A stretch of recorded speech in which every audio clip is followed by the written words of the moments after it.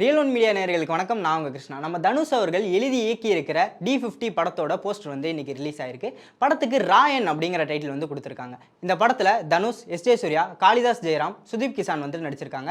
துர்சயா விஜயன் வந்துட்டு தனுஷோட தங்கச்சி ரோல் பண்ணுறாங்க அப்படிங்கிறது வந்துட்டு முடிவு செய்யப்பட்டிருக்கு. இந்த படத்துக்கு A.R. ரஹ்மான் அவர்கள் வந்துட்டு இசையமைச்சிருக்காங்க. ஓம் பிரகாஷ் அவர்கள் வந்துட்டு சினிமோட்டோகிராஃபி பண்ணுறாங்க. இதுக்கு முன்னாடி தனுஷோட ரைட்டிங்கில் இருந்த நானே வருவேன் படம் வந்து ஓம் பிரகாஷ் பண்ணியிருந்தாரு. அதே மாதிரி இந்த படத்துக்கும் சினிமோட்டோகிராஃபி நல்லா இருக்குங்கிறதுல எந்த விதமான சந்தேகமும். இந்த படத்தோட கதைக்களம் எப்படி அமைஞ்சிருக்கும் அப்படின்னு பார்த்தீங்கன்னா, நார்த் சென்னையில் நடக்கிற ஒரு கிரைம் மற்றும் ஆக்ஷன் டிராமாவாக தான் இந்த படம் இருக்கும் அப்படிங்கிறது சொல்லப்படுது.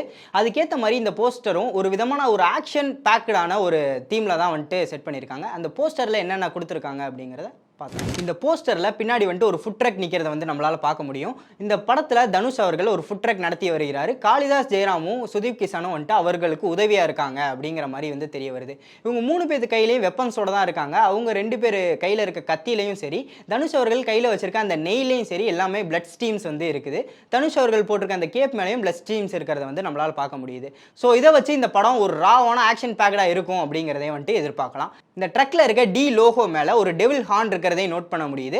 இதை வச்சு மேபி இந்த படத்தில் தனுஷ் அவர்கள் வந்துட்டு ஒரு நெகட்டிவான ஷேடு உள்ள ஒரு கேரக்டர் பண்ணுறாரு அப்படிங்கிற மாதிரி எதிர்பார்க்கலாம். இந்த படத்தை பற்றின ரூமர்ஸ் என்னென்ன அப்படிங்கிறத பார்த்தோம்னா, இந்த படத்தில் தனுஷ் அவர்கள் வந்து ஒரு under cover cop role play பண்ணுறாரு அப்படிங்கிற மாதிரி சொல்லியிருந்தாங்க.